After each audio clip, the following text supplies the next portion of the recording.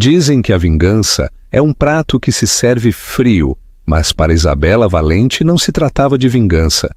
Tratava-se de sobrevivência.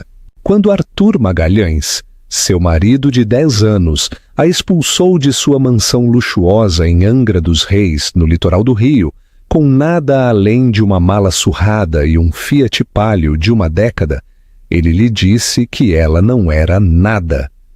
Disse que ela estaria implorando a sua porta em menos de um mês. Ele estava errado. Na próxima vez que Arthur viu sua ex-esposa, ela não estava implorando. Ela estava descendo de um Gulfstream G650 de 70 milhões de dólares, ao lado de um homem que poderia comprar e vender todo o seu mundo à vontade. Esta é a história de como ela passou de divorciada e desamparada a uma mulher dominante.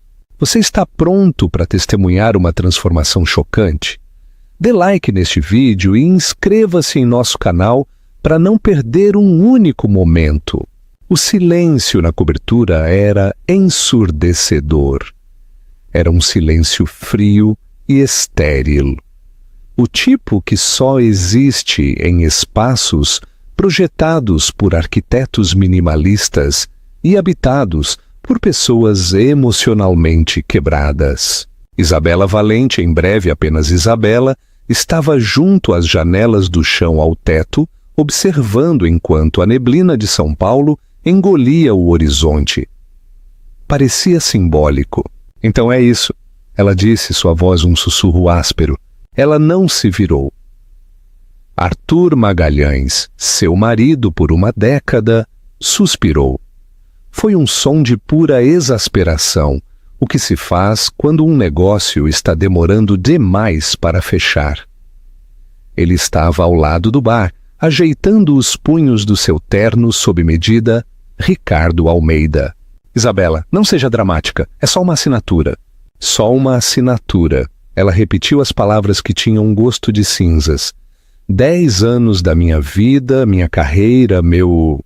Bom, tudo por apenas uma assinatura. Eu te proporcionei uma vida muito confortável, Arthur retrucou, seu verniz polido rachando. Você não teve falta de nada. Aquele diploma em História da Arte da PUC-Rio era inútil. E você sabe disso. Eu te dei um propósito. Eu te dei isto. Ele gesticulou para a vista multimilionária, os móveis italianos feitos sob medida, a vida que ele havia construído enquanto ela. O que ela tinha feito? Ela havia planejado seus jantares, recebido seus clientes, escolhido suas gravatas. Ela havia sido sua confidente, sua terapeuta não remunerada, sua estrategista social e seu escudo contra o mundo. Ela havia desistido de uma promissora posição de curadora em uma galeria de São Paulo para segui-lo ao Rio por sua grande chance em uma firma de private equity. Uma chance que ela agora percebia ter ajudado a arquitetar. E agora você está dando tudo para Brenda, disse Isabela. Não foi uma pergunta. Arthur congelou. Ele não pensou que ela soubesse o nome. Ele tinha sido descuidado ao deixar um recibo de hotel do Copan em sua bolsa de viagem. Brenda, 24 anos, influencer com curvas plásticas e um sorriso vazio. Ela não tem nada a ver com isso. Ele mentiu mal. Ela tem tudo a ver com isso, disse Isabela, finalmente se virando. Seus olhos, geralmente de um quente tom de mel, eram como pedras polidas. Você está me trocando por um modelo mais novo, Arthur. É a coisa mais clichê que você já fez. Mas a única coisa que você não contou é esta. Eu vou assinar seus papéis. Ela caminhou até a mesa de vidro. O acordo de divórcio jazia lá, uma pilha de papéis grossa e insultuosa. Os advogados dele tinham sido brutais. O acordo pré-nupcial, que ela havia assinado de boa fé, era inquebrável. Ela ficaria com seu carro, um Fiat Palio 2014, seus pertences pessoais e um pagamento de transição único de R$ 25 mil. No abastado bairro dos Jardins, isso mal cobria 3 meses de aluguel. Você está cometendo um erro, Isabela, ele disse, e por um segundo ela ouviu um lampejo de medo. Não de perdê-la, mas de inconveniência. Você vai voltar. Você não foi feita para o mundo real. Essa é a diferença entre você e eu, Arthur. Você acha que isto, ela gesticulou para a cobertura, é o mundo real? Eu acho que é uma jaula muito bonita, muito vazia. Ela pegou a caneta cara banhada a ouro. Ela não apenas assinou seu nome, ela o rabiscou na linha pontilhada, Isabela Valente. Ela colocou a caneta na mesa, entrou no enorme quarto e pegou a única mala que havia arrumado. Continha 3 pares de jeans, algumas blusas, seus tênis de corrida e uma cópia desbotada da Odisseia. Enquanto caminhava para o elevador privativo, Arthur bloqueou seu caminho. E sua arte, seus livros, suas roupas? Fique com eles, ela disse, sua voz vazia, ou dê a Brenda. Tenho certeza que ela adoraria brincar de se vestir com a minha vida. Ele se encolheu. Isabela, espere. Os 25 mil vou pedir ao meu banco para transferir. Não se incomode, ela disse, interrompendo-o. Eu não quero seu dinheiro de culpa.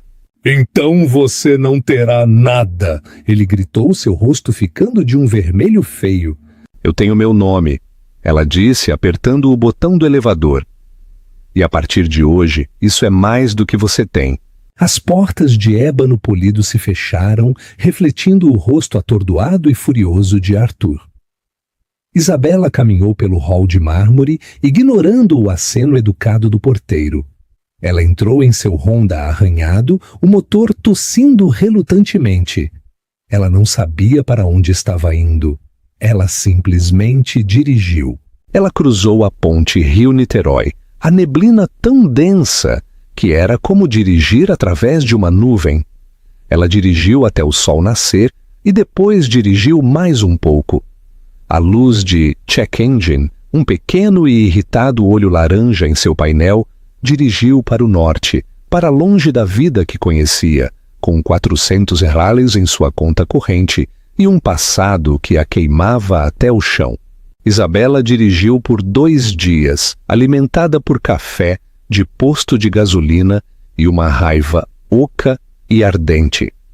Ela acabou no Vale do São Francisco, não nas áreas turísticas glamurosas, mas na rude cidade da classe trabalhadora de Petrolina, no sertão. Seu carro finalmente se rendeu.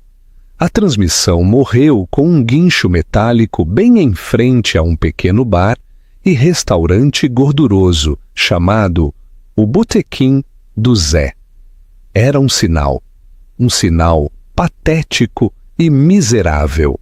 Ela vendeu o carro para um ferro velho por 500 reais. Com o dinheiro em seu nome, ela encontrou um quarto para alugar em cima de uma padaria, um pequeno sótão com telhado inclinado que cheirava perpetuamente a fermento e açúcar velho.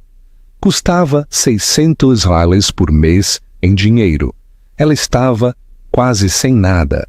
O mundo real, como Arthur o chamava, era frio e cortante. Em seu 3º dia, ela entrou no Botequim do Zé. Era o oposto dos restaurantes fine dining que ela costumava frequentar. O vinil dos assentos estava rachado e o ar estava denso, com cheiro de bacon frito e café queimado. Uma mulher com um rosto magro como um lápis e um crachá com o nome Marcela a avaliou. Não estamos contratando para a frente de loja. Desculpe, perguntou Isabela, sua voz ainda retendo um vestígio de sua antiga vida polida. Suas mãos, disse Marcela já apontando com sua caneta. Macia, cuidada. Você nunca trabalhou um dia na vida. Eu preciso de uma lavadora de pratos. Você aguenta isso ou veio pedir informações para o Fazano? Isabela olhou para suas próprias mãos. Arthur sempre as elogiara. Ele dizia que eram mãos de aristocrata. Ela as cerrou em punhos. Eu posso lavar pratos. Marcela a encarou por um momento longo e desconfortável. Tudo bem, 14 ares por hora. Você começa agora. Meu nome é Isabela. É Bela. Marcela a interrompeu. Já temos uma Eliana. Causa confusão. Os aventais estão lá atrás. Pelas próximas 4 semanas, Bela viveu em um inferno fumegante. Ela esfregou ovos queimados de pratos até que suas mãos de aristocrata estivessem em carne viva, vermelhas e rachadas. Suas costas doíam, seus pés latejavam. Ela aprendeu a se mover rápido para não atrapalhar os cozinheiros e a ignorar os sorrisos condescendentes das garçonetes de carreira. Ela aprendeu a humildade de uma forma que nunca havia experimentado. Ela era invisível. Ela era ninguém. E de uma forma estranha, era libertador. Ninguém ali se importava com quem era seu marido, o que ela vestia ou que diploma inútil ela tinha. Eles só se importavam se ela era rápida o suficiente. Uma noite, após um turno duplo brutal de 12 horas, ela estava sentada no beco atrás do restaurante, mergulhando os pés em um balde de água gelada. Difícil, hein? Bela levantou a cabeça. Era Sara, uma das garçonetes mais jovens, fumando um cigarro. Sara tinha olhos perspicazes e inteligentes e uma tatuagem de beija-flor no pulso. Bela suspirou, fazendo uma careta ao mover o calcanhar com bolhas. Sara deu um longo trago e soltou a fumaça. Marcela é um dragão, mas é justa.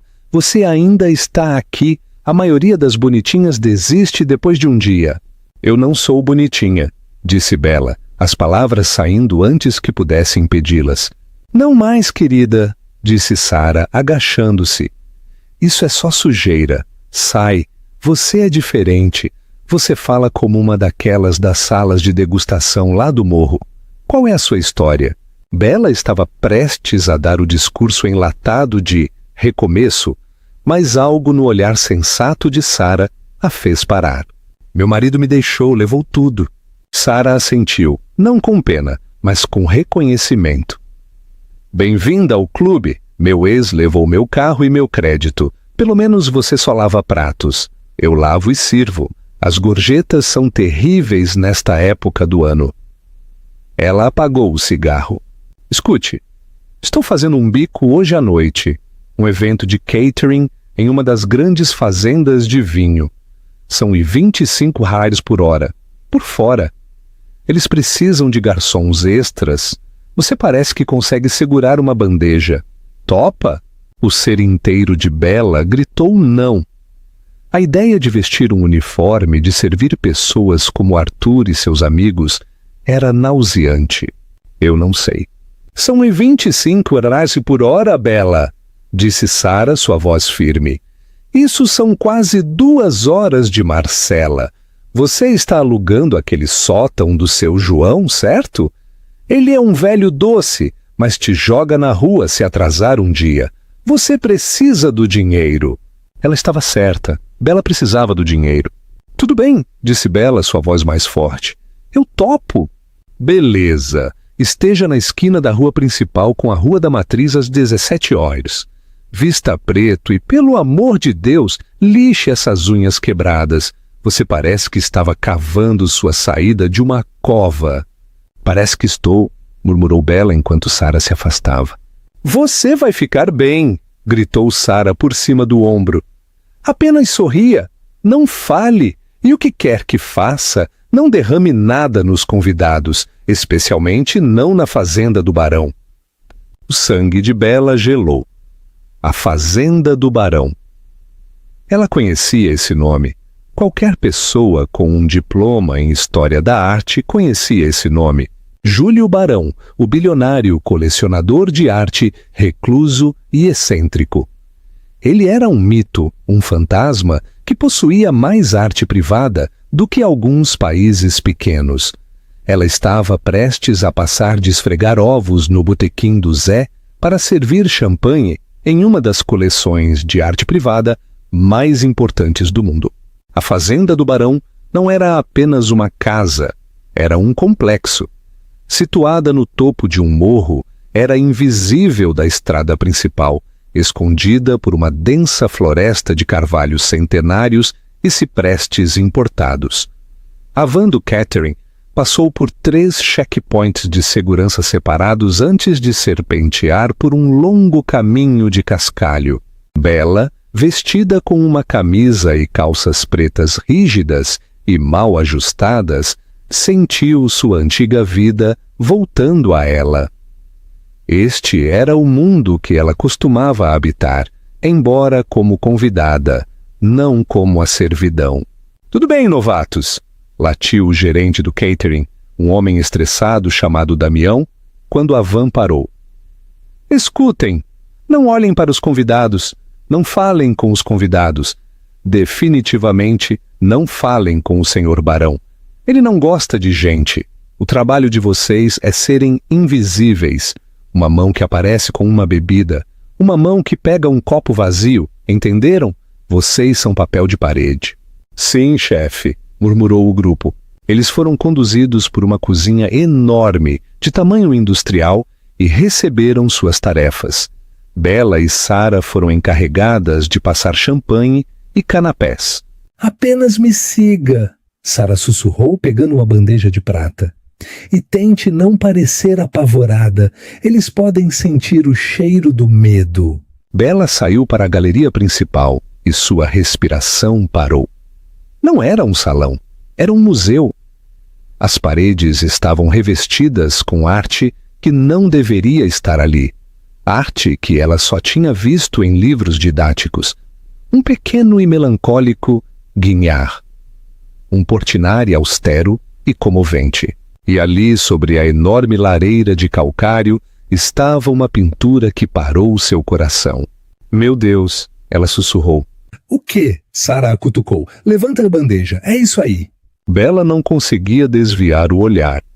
"É a menina com o camafeu de âmbar. É um Tarsila do Amaral perdido. Está sumido desde 1945, roubado de uma coleção particular em Paris." Os olhos de Sara se arregalaram. "Bela, cala a boca, vão nos demitir. É só uma pintura. Passe os mini-quiches." Bela se forçou a se mover, mas sua mente estava acelerada. A Tarsila do Amaral era real. Ela podia dizer a 20 metros de distância. O jeito que a luz atingia o rosto da modelo, o uso característico do azul ultramar, era legítimo. Júlio Barão não apenas colecionava arte, ele possuía história. Por 2 horas, Bela foi o papel de parede perfeito. Ela deslizou pelas salas minimalistas, oferecendo champanhe, com um sorriso educado e vazio. Os convidados eram as mesmas pessoas que ela havia conhecido no Rio, barões da tecnologia, herdeiros da velha nobreza e capitalistas de risco. Todos tinham o mesmo brilho predatório nos olhos. Ela só viu Júlio Barão uma vez. Ele não era o que ela esperava. Não era um CEO jovem e esperto.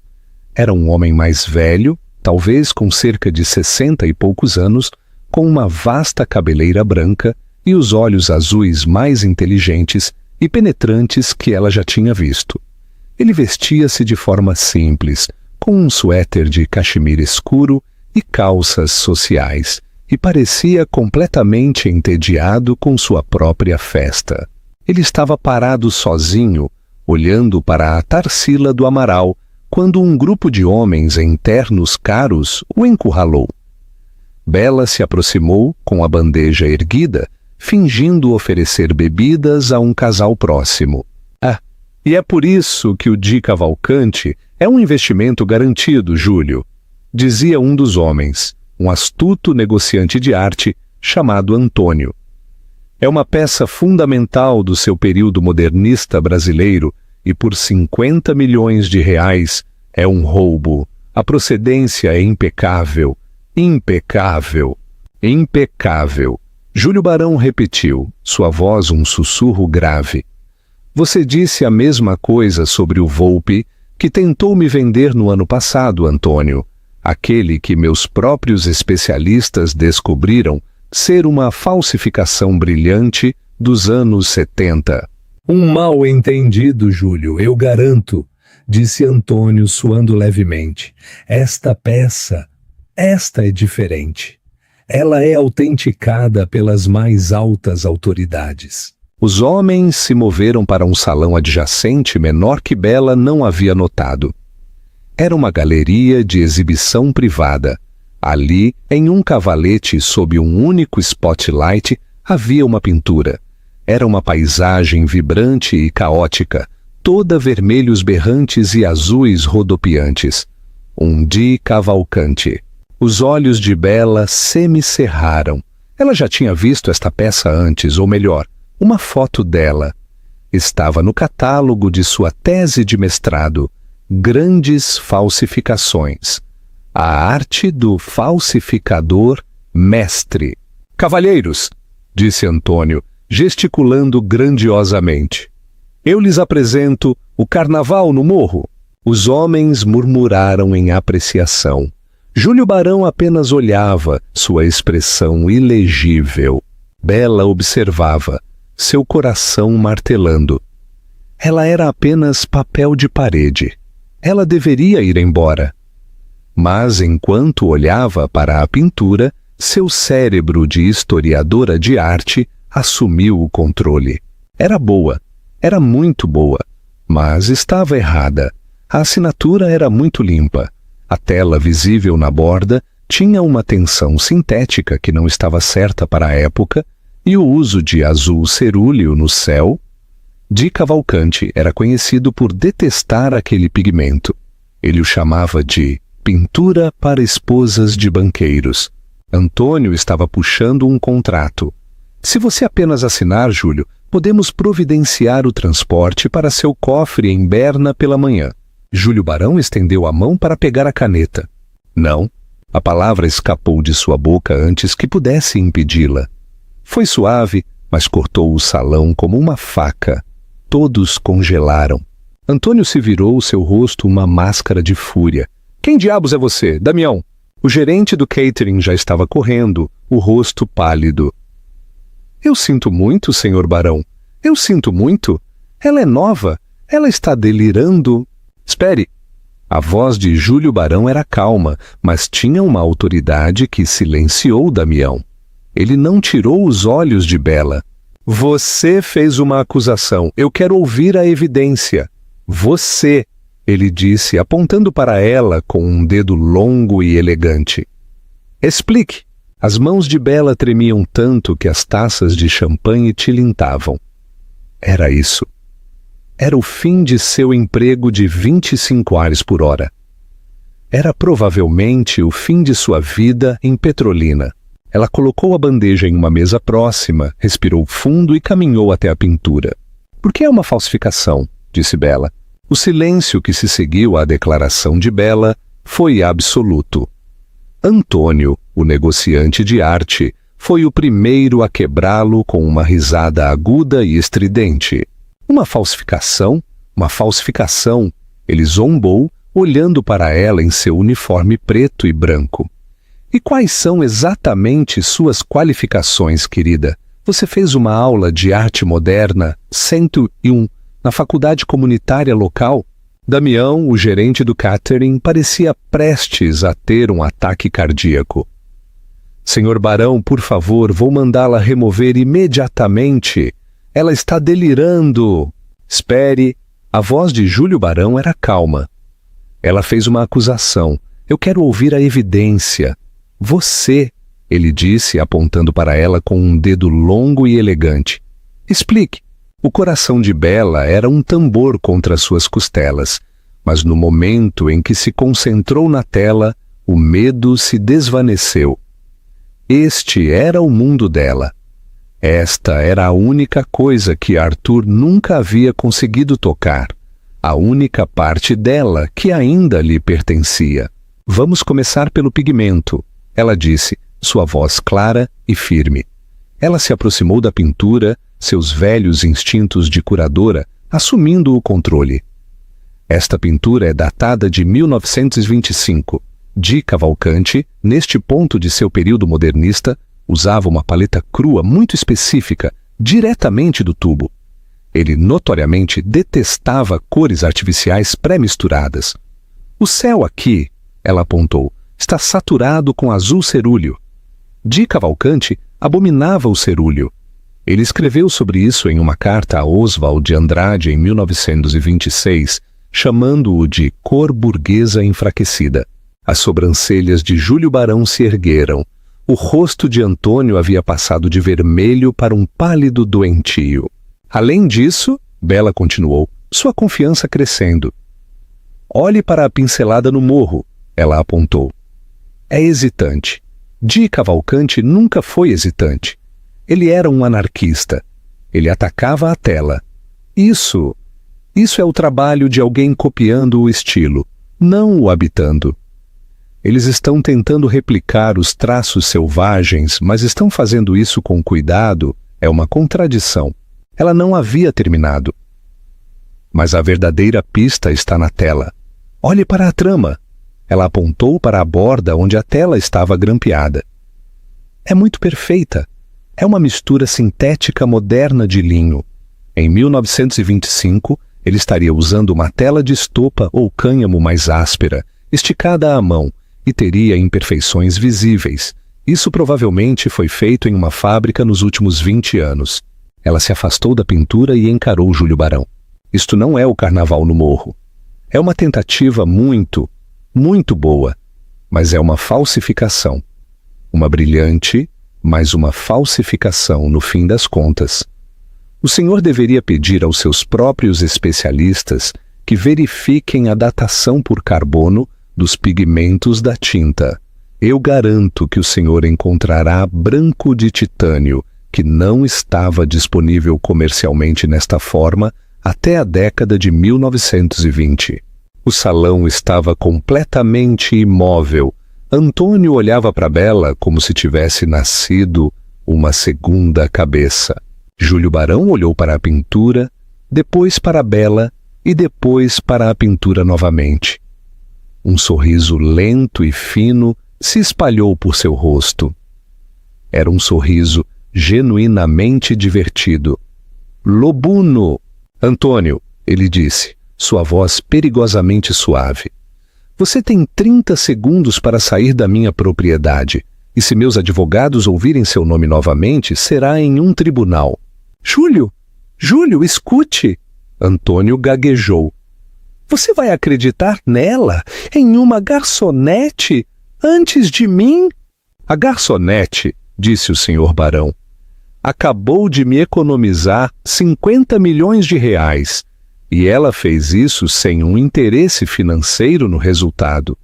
Você, por outro lado, ele gesticulou para 2 seguranças enormes e inexpressivos que haviam aparecido na porta. Cavalheiros, por favor, acompanhem o senhor Antônio até o carro dele e certifiquem-se de que ele não leve nenhum dos mini-quiches. Antônio foi arrastado, protestando o tempo todo. Os convidados restantes na sala começaram a conversar em sussurros baixos e animados. A festa havia acabado. Bela ficou ali, de repente consciente de seu uniforme, de suas mãos rachadas, do fato de que havia acabado de torpedear um negócio de 50 milhões de reais. Ela começou a recuar. Seu trabalho para a noite estava claramente encerrado. Aonde você pensa que vai? A voz de Barão a parou. Ela se virou. Eu sinto muito, senhor Barão. Eu deveria voltar para a cozinha. Acho que não, ele disse. Ele caminhou até ela. Ele era alto e cheirava levemente a livros antigos e colônia cara. Eu já tive especialistas do MASP, do MAM e do Louvre na minha folha de pagamento. Nenhum deles foi tão conciso, tão apaixonado ou tão correto em tão pouco tempo. Ele olhou para ela. Ele a viu de verdade pela primeira vez. Ele viu a inteligência por trás da exaustão em seus olhos. Você, ele disse, está desperdiçada aqui. Quem é você? Meu nome é Isabela Valente. Eu costumava ser uma esposa, uma socialite, uma piada. Eu costumava ser uma historiadora de arte. Não, Júlio Barão disse. uma luz estranha em seus olhos. Você é uma historiadora de arte. Você está apenas atualmente entre atribuições. Ele tirou um cartão de visita simples e elegante do bolso. Minha assistente pessoal, a senhorita Mendes, vai ligar para a empresa de catering e informá-los que você está indisposta. Você e eu, senhorita Valente, temos muito a discutir, começando por aquela Tarsila do Amaral. Bela olhou para Sara, que estava escondida atrás de um vaso de palmeira, dando-lhe um joinha frenético. Eu concordo, disse Bela. Bom, disse Barão, gesticulando para que ela o seguisse por uma sinuosa escadaria de vidro. Primeiro vamos conseguir uma bebida de verdade para você, e depois você vai me contar tudo o que sabe sobre a arte da falsificação. Enquanto o seguia, ela passou por um enorme espelho dourado. Ela pegou seu reflexo. Era Bela, a lavadora de pratos, em um uniforme preto folgado. Mas, pela primeira vez em quase um ano, a mulher que a encarava parecia Isabela Valente. Bela não voltou para o quarto no sótão, em cima da padaria. Ela não voltou para o botequim do Zé. Ela passou as 6 horas seguintes na biblioteca privada de Júlio Barão, uma rotunda de 2 andares cheia de livros de primeira edição e, ela suspeitava, mais arte desaparecida. Eles beberam um Chateau Cheval Blanc, 1982. Eles falaram sobre arte, sobre história, sobre a natureza sem alma e transacional do mercado de arte moderna. Ele estava fascinado por seu conhecimento, não apenas da arte, mas da história por trás dela, a procedência, as guerras, as paixões que impulsionavam os artistas a criar. Ela lhe contou sua história, não a versão longa e autopiedosa, mas os fatos. O diploma da PUC-Rio, o emprego de curadora que ela largou, o divórcio, o palio arranhado, os 25 mil reais que ela havia recusado. Júlio Barão ouviu com os dedos entrelaçados em forma de V na frente do rosto. Era um homem que entendia de valor e reconheceu com a emoção de um colecionador que acabara de encontrar algo inestimável. Arthur Magalhães, ele ponderou, balançando o vinho em seu copo. Conheço o nome. Um investidor de private equity de baixo escalão. Acha que é um tubarão, mas está nadando em um aquário. Ele é um tolo.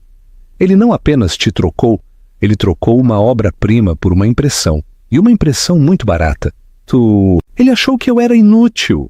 Ela disse, o vinho a aquecendo. Ele disse que meu diploma era uma decoração de parede.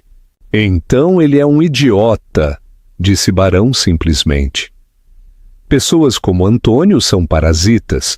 Eles prosperam na ignorância do dinheiro novo. Eles transformam a beleza em uma commodity. Eles são, em suma, minhas pessoas menos favoritas no mundo. Ele se inclinou para a frente, seus olhos azuis intensos. Eu estava querendo iniciar um novo projeto, senhorita Valente.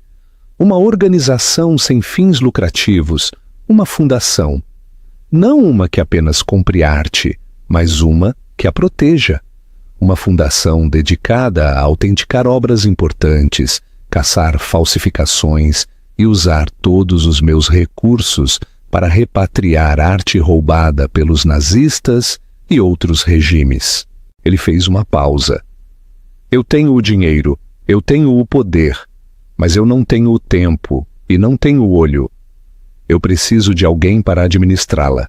Alguém com conhecimento impecável, paixão pela verdade e uma certa quantidade de raiva justa.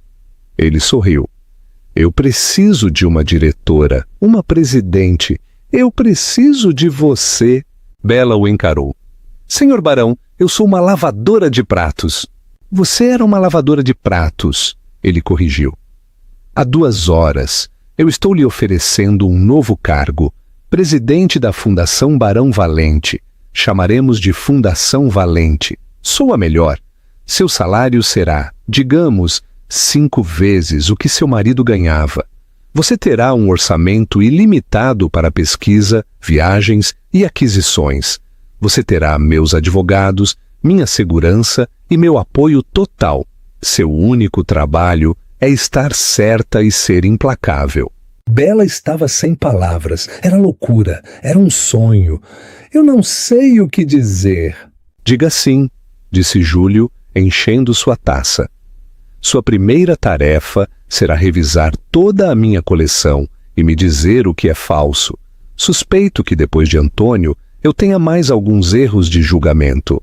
Bela olhou para o fogo, para a Tarsila do Amaral na parede, para a nova vida que se abria diante dela. O medo tinha ido embora.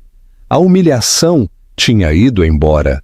Tudo o que restava era um propósito claro e agudo.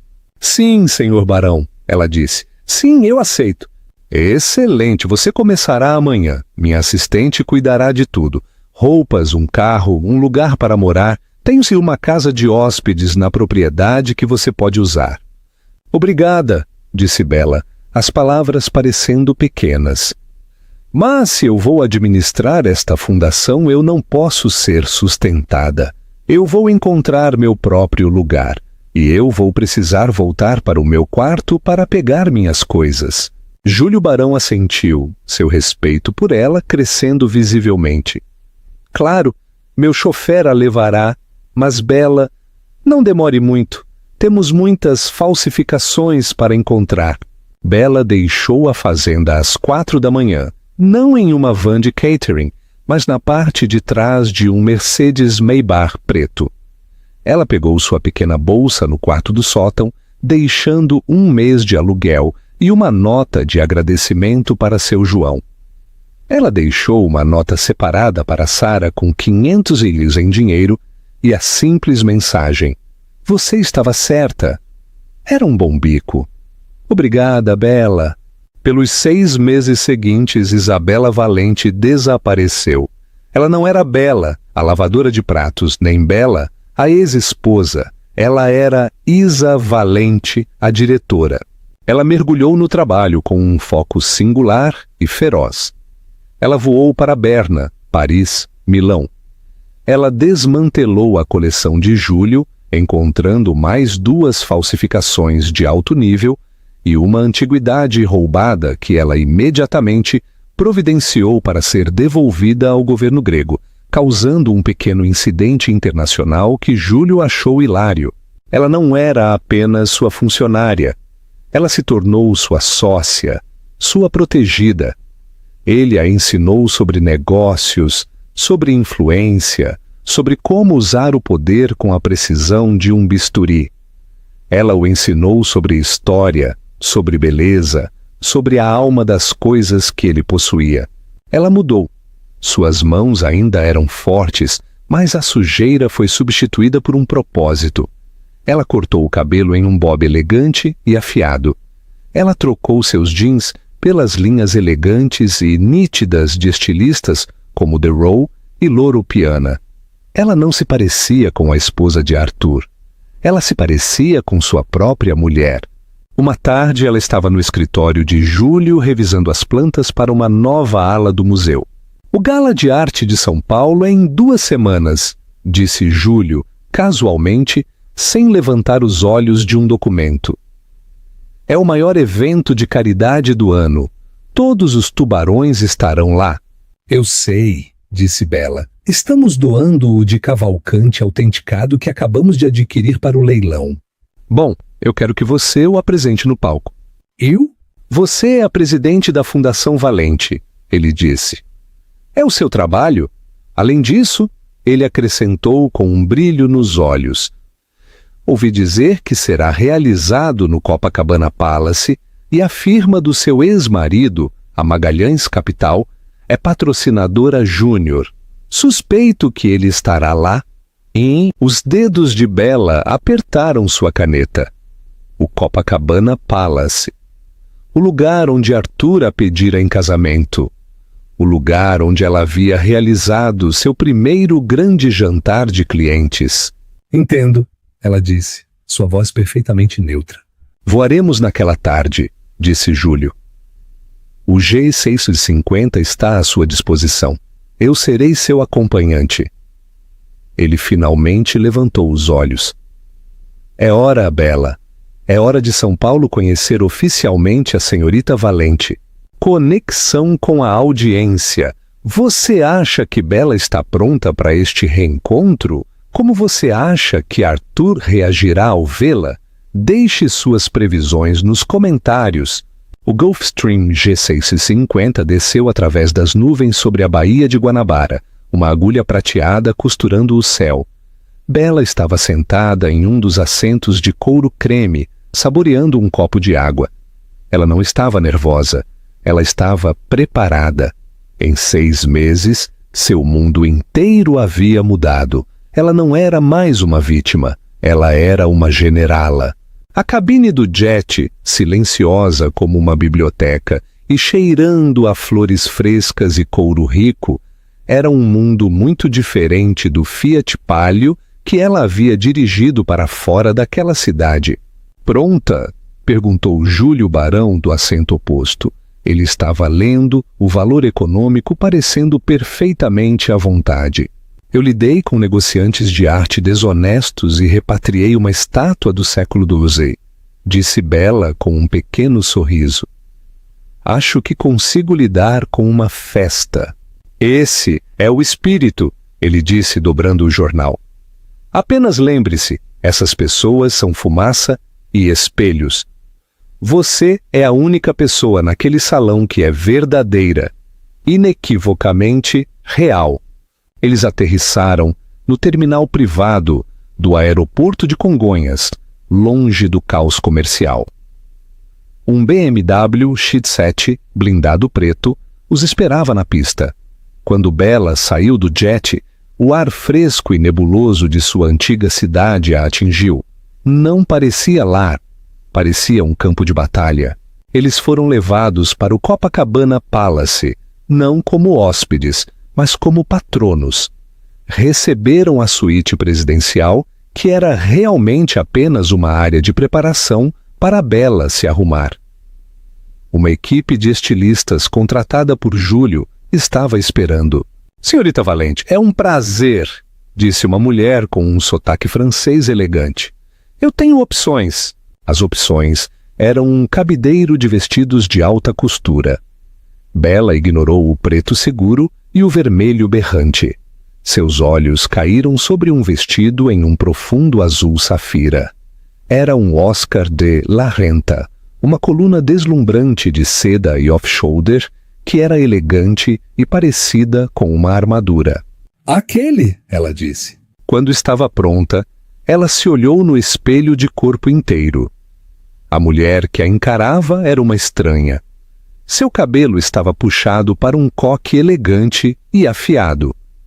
Em volta de seu pescoço, emprestado da coleção particular de Júlio, havia um colar de diamantes antigos que antes pertencia à realeza russa.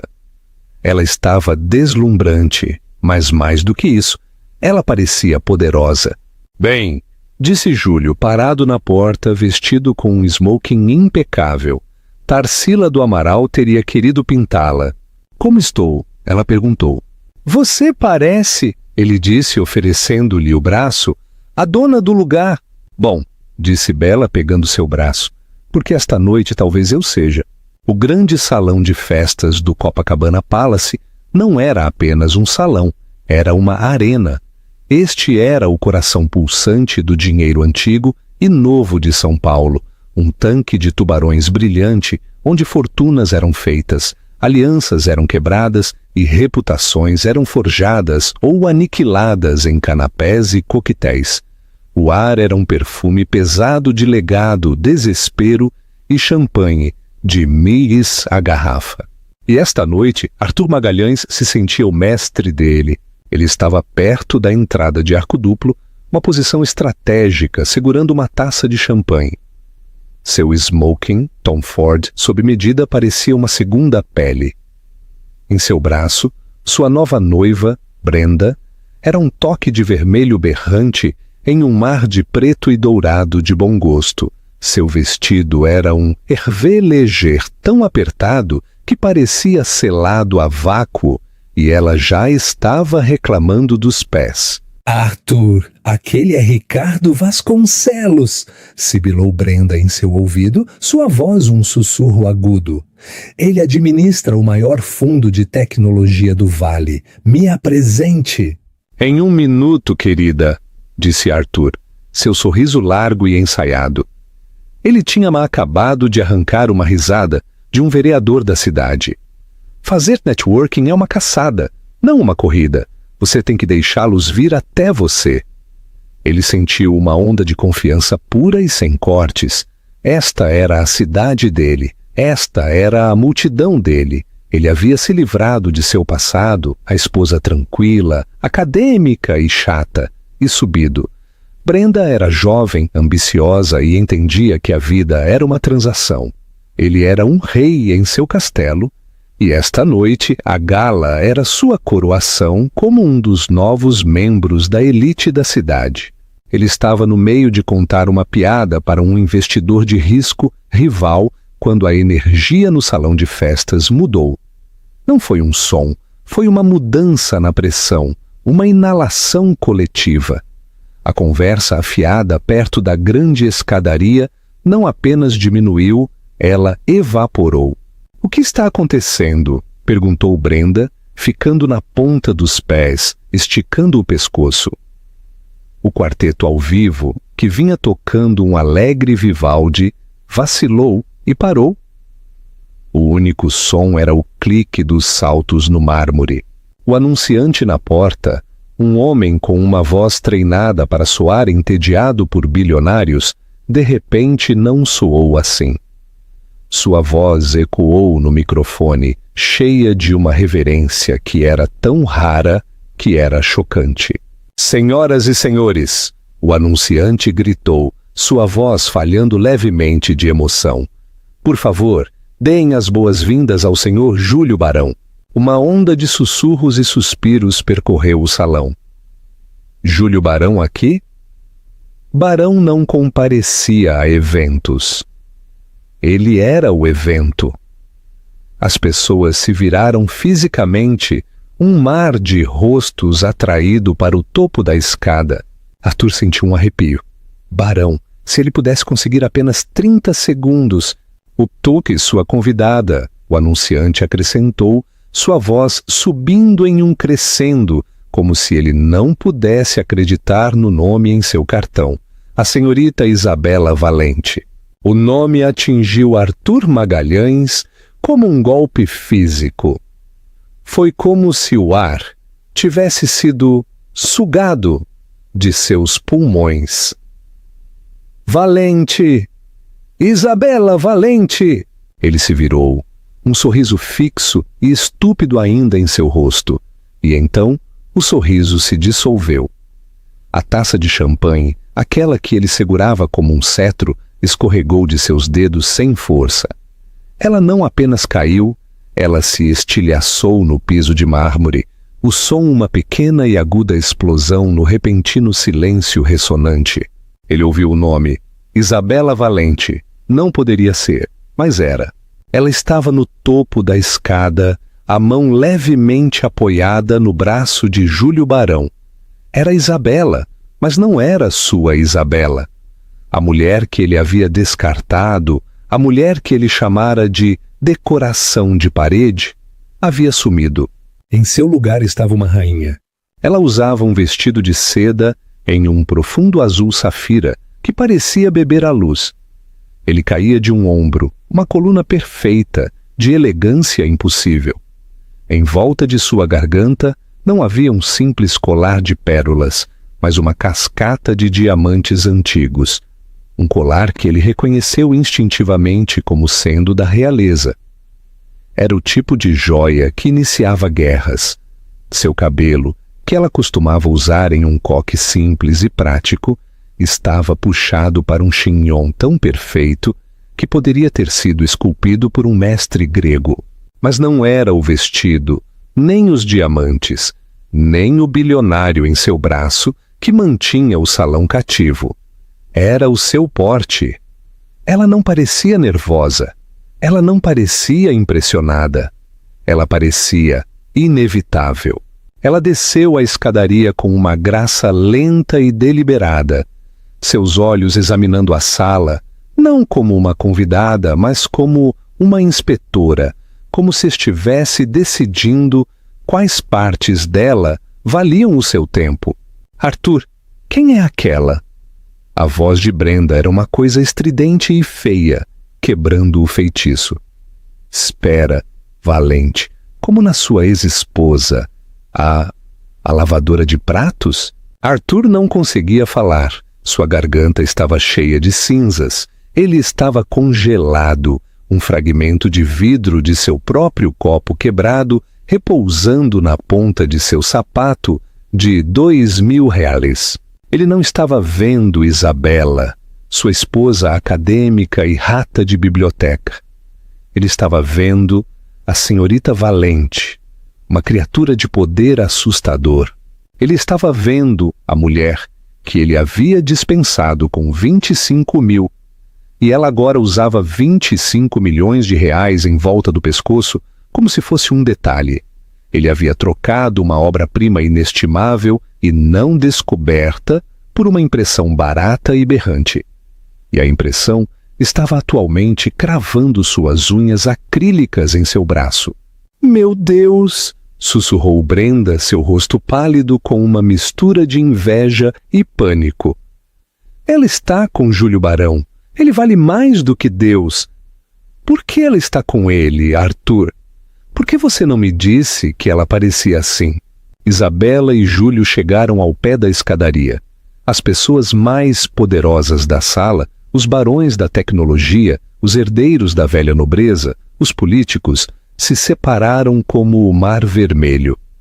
Eles se lançaram em direção a Isabela, não a Júlio. Ela era o novo Sol, e todos eram planetas desesperados buscando sua órbita. Isabela sorriu, um sorriso educado e comedido. Enquanto o prefeito de São Paulo se inclinava para beijar sua mão, ela era uma visão de graça, rindo levemente de algo que Júlio sussurrou em seu ouvido. E então ela ouviu. Seus olhos, aqueles quentes olhos cor de mel nos quais ele costumava se perder, varreram a sala. Eles passaram sobre a multidão aduladora, sobre o bar, e então pousaram nele. Ponto de interação com a audiência, o momento que todos esperavam. Se você fosse Isabela, o que faria a seguir? Vingança berrada ou desprezo elegante? Comente agora. Por um segundo seus olhares se encontraram.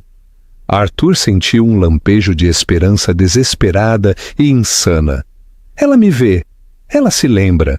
E então Isabela fez a coisa mais brutal e devastadora que ela poderia ter feito. Ela lhe deu um pequeno e educado aceno. O tipo de aceno que você dá a um manobrista que trouxe seu carro. Um aceno de leve reconhecimento e interesse ainda mais fraco. Então seus olhos o dispensaram, deslizando por ele, como se ele não fosse mais do que uma estátua, e se concentraram no CEO de um banco importante. Aquele descarte de um segundo de duração foi uma execução pública. Ele não era nada. Ele era menos que nada. Ele era um fantasma. Ela olhou diretamente para nós, sibilou Brenda, sua voz tremendo de raiva. Ela olhou para nós como se fôssemos nada, como se fôssemos a servidão. Arthur, faça alguma coisa. Não fique aí parado parecendo um tolo. Vá falar com ela. Impulsionado, humilhado e operando em puro pânico cego, Arthur fez a coisa mais estúpida que poderia ter feito. Ele se aproximou. Ele abriu caminho pela multidão, arrastando uma furiosa Brenda atrás de si. Ele chegou ao pequeno e poderoso círculo de luz que cercava Isabela. "Isabela", ele disse. Sua voz saiu como um grasnido patético. Ele pigarreou. Isabela. Ela se virou. O pequeno círculo íntimo, Júlio Barão, o prefeito, o CEO do banco, virou com ela. Meia dúzia dos olhos mais poderosos de São Paulo estavam agora sobre ele. O rosto de Isabela era uma máscara de perfeita frieza educada. Arthur, fico surpresa em vê-lo aqui. Sempre achei que você preferia eventos com um limite de entrada mais baixo. Foi um bisturi disfarçado de comentário, um golpe direto em seu status de patrocinador júnior. Ele corou. Diz, mal te reconheci, você está incrível. Obrigada, ela disse, sua voz tão fresca e suave quanto a seda de seu vestido. Você parece o mesmo. O insulto flutuou no ar, brilhando tão intensamente quanto seus diamantes. Esta é... Arthur gaguejou empurrando Brenda para a frente. Esta é minha noiva, Brenda. Brenda, esta é Isabela. Brenda, tentando recuperar algum controle, forçou um sorriso açucarado. Que prazer te conhecer finalmente. Arthur não me falou nada sobre você. Tenho certeza que não, disse Isabela, seus olhos dando a Brenda um rápido olhar de avaliação que captou o vestido apertado demais e os olhos desesperados. Ele nunca consegue apreciar a história. Ele sempre prefere novas aquisições. Mas é sempre preciso ter tanto cuidado com a procedência. Antes que Arthur ou Brenda pudessem sequer processar o insulto multicamadas, Isabela se virou e colocou a mão no braço de Júlio. E este, claro, é Júlio Barão. Júlio, este é Arthur Magalhães. Ele costumava administrar meus assuntos. A degradação definitiva. De marido a manager. Júlio Barão, que estava assistindo à interação com a diversão distante de um leão, observando camundongos brincarem, nem olhou para Arthur. Seu olhar não o honrou. Ele sorriu para Isabela. Isabela, querida, Júlio disse, sua voz um rico barítono que cortou a conversa. O senhor Eduardo e o senador Teles estão esperando no jardim de inverno. Eles estão ansiosos para discutir a repatriação dos artefatos sírios. Nós realmente não deveríamos fazê-los esperar. Você está certo, claro, Júlio, disse Isabela. Ela se virou para Arthur, seu sorriso agora apenas uma lembrança educada. Com licença, Arthur. Brenda. Ela usou o nome de Brenda, mostrando que ela a havia registrado, considerado e dispensado no mesmo fôlego. Foi esclarecedor vê-lo novamente. Aproveitem a noite de vocês. E com isso, ela e Júlio Barão se viraram e se afastaram. Eles não se apressaram. Eles não olharam para trás. E todo o centro de gravidade da sala, o prefeito, o CEO, o poder, o dinheiro, se moveu com eles, deixando Arthur e Brenda parados em um vácuo frio e vazio. Foi como se uma luz tivesse se apagado. As pessoas não estavam mais olhando para eles, estavam olhando além deles. Ela me chamou de... uma aquisição, sibilou Brenda, seu rosto manchado de vermelho. E você ficou parado. Você deixou... Brenda, cala a boca! Murmurou Arthur, o rosto pálido. Não, você me disse que ela não era nada. Você me disse que ela era uma triste rata de biblioteca. Ela apontou um dedo trêmulo e de unha vermelha. Ela não é nada, Arthur. Você é um tolo. Ela arrancou o braço dele. Eu vou ao toilet. Mas ela não caminhou em direção aos banheiros. Ela caminhou em direção ao bar onde o hedge fund manager, Ricardo Vasconcelos, estava parado. Mais tarde, naquela noite, o anfitrião da gala subiu ao palco. E agora, para falar algumas palavras e apresentar a peça central do nosso leilão, vamos dar as boas-vindas à presidente da recém-formada e incrivelmente importante Fundação Valente, a senhorita Isabela Valente. Arthur, que estava tentando conseguir outra bebida de um garçom que o estava ignorando ostensivamente, congelou. Presidente! A Fundação Valente! Bela subiu ao palco. O O spotlight a atingiu e o salão caiu em um silêncio reverente. Ela não era uma convidada. Ela não era uma acompanhante. Ela era o evento principal. Boa noite, ela disse. Sua voz era clara, forte e confiante. Ela preencheu todo o vasto salão de festas. Meu nome é Isabela Valente. Por muito tempo, ela continuou, o mundo da arte tem sido um playground. Não para patronos, mas para predadores. Pessoas que valorizam o lucro acima da verdade. Que veem uma assinatura, mas não a alma da obra. Comerciantes que negociam obras-primas como se fossem meras commodities a serem compradas, escondidas ou descartadas quando um modelo mais novo e brilhante aparece. Na parte de trás do salão, Arthur sentiu cada palavra como um golpe físico. Este não era um discurso, era o seu elogio fúnebre. A Fundação Valente não é uma caridade, declarou Bela, sua voz ressoando com paixão. É uma correção. Não estamos aqui para comprar. Estamos aqui para validar, para repatriar, para restaurar. Estamos aqui para encontrar a verdade, protegê-la e devolvê-la ao mundo. Estamos aqui para lembrar a todos que o verdadeiro valor não está no que você possui, mas no que você protege, e que algumas coisas não estão à venda. O salão explodiu. Não foi um aplauso educado, foi uma ovação de pé, estrondosa e sustentada. Arthur ficou sozinho nas sombras, um fantasma em seu próprio funeral. Ele viu a mulher que ele havia chamado de nada dominar um salão no qual ele havia passado a vida inteira tentando entrar. Ele viu Brenda do outro lado da sala, rindo e deslizando seu número de telefone para Ricardo Vasconcelos. Ele estava arruinado. Ele não apenas havia cometido um erro. Ele não apenas havia perdido uma esposa. Ele havia cometido um ato de autoaniquilação. Ele havia jogado fora uma obra-prima e ficado com as falsificações.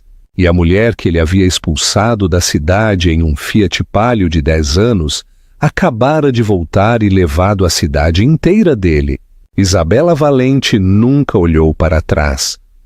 Seu retorno não foi sobre vingança, foi um subproduto de sua própria ascensão incrível.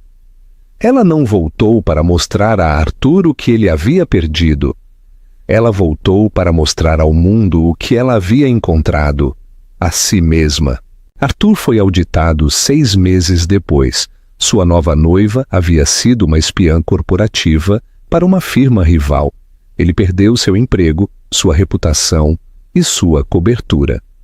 A moral da história de Isabela nos ensina que nosso valor nunca é determinado por quem deixamos ou quem nos deixa.